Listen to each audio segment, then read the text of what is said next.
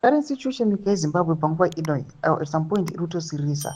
Toona kuti these guys who are pushing for anti-Mnangagwa 2030 goals vakaita sana Majara Jazz vane vachikomenda pamusoro pezviitiko zviri kuitika vachiti they believe kuti vakanyatsoisa pressure pane the leadership yemunyika yeZimbabwe they might quit, they might surrender. Panguva ino yavanoti mutungamiri wenyika yeZimbabwe Emmerson Mnangagwa vakanyatsoiswa pressure panguva ino he might quit sezvangoita vana RG Mugabe muna 2017. And subscribe or like on the bell kuti ndapenda Majara Jaros wamuri kuona uyambanyora chiti.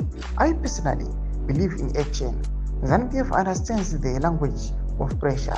That's the only thing they understand. Anything else, forget. At the present, Auxilia and his sons are running the country with support from her husband's criminals because ED himself is now senile. Aaron Ramir Achite, there is no doubt that ED Mnangagwa is incapacitated by senility, and just like in Mugabe's last days, is no longer fit for purpose. However, to think that impeachment will work is decisionless.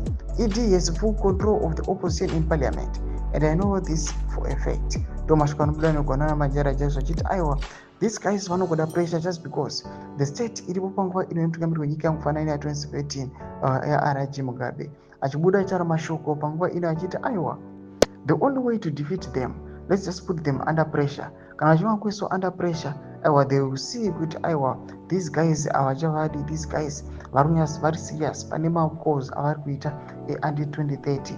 Mashoko ari kuda achitogwa panapa naMajara Jazz vatikuona kuti he is one of the guys vanopusha uye vaipusha muma31st March protest vari kusapota Boomshogeza panguva ino yevari kuti mutungamiri wenyika you must resign. Tudze mafunguro enyu muri kudi pamusoro pemashoko pena comment section bedu kudze mafunguro enyu. So subscribe or like, turn on the bell icon.